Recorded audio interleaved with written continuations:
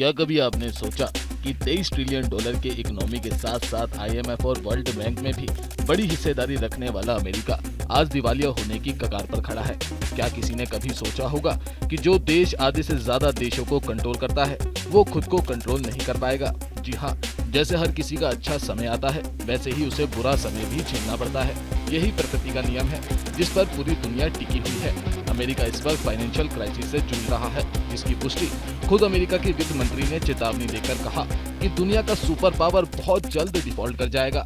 America का इस वक्त ये हाल हो चुका है कि सरकार के पास 1 जून तक अपने बिलों की पेमेंट करने के लिए भी कैश तक खत्म हो जाएगा, जिसके बाद बाइडेन एडमिनिस्ट्रेशन में खलबली मच गई है और राष्ट्रपति जो बाइडेन को टॉप 4 कांग्रेस मेंबर्स के साथ बैठक बुलानी पड़ी। अगर अमेरिका ने डिफॉल्ट किया तो इसका नतीजा पूरे विश्व भर में महसूस किया जाएगा और अगर वाकई अमेरिका डिफॉल्ट कर गया तो एक झटके में करीब 70 लाख लोगों की नौकरी सिर्फ अमेरिका में ही चली जाएगी। हालांकि अमेरिका एक विकल्प का इस्तेमाल कर इस मुसीबत से बाहर आ सकता है। इसी क्रम में United states treasury secretary Janet Yellen ने हाउस स्पीकर केविन मैकार्थी को एक पत्र भेजकर उन्हें चेतावनी दी कि अगर अमेरिका सरकार ऋण सीमा यानी डेब्ट लिमिट को नहीं बढ़ाएगी तो सरकार को 1 जून तक अपने खर्चों को कम करना पड़ेगा।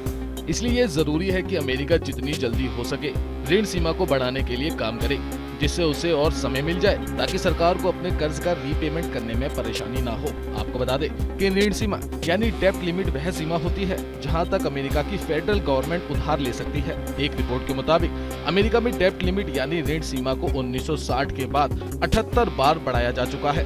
पिछली बार इस डेब्ट लिमिट को दिसंबर 2021 में बढ़ाया गया था और इस लिमिट को 31.4 ट्रिलियन डॉलर तक कर दिया गया था। अमेरिकी वित्त मंत्री का कहना है कि अमेरिका की सरकार 31.4 ट्रिलियन डॉलर का खर्च कर चुकी है और अब सरकार के पास अपने बिलों का भुगतान करने के लिए भी पैसे नहीं बचे हैं। वित्त मंत्री ने एक बार फिर से इस सीमा को बढ़ाने के लिए देश की संसद के स्पीकर केविन मैकार्थी को पत्र लिखा है।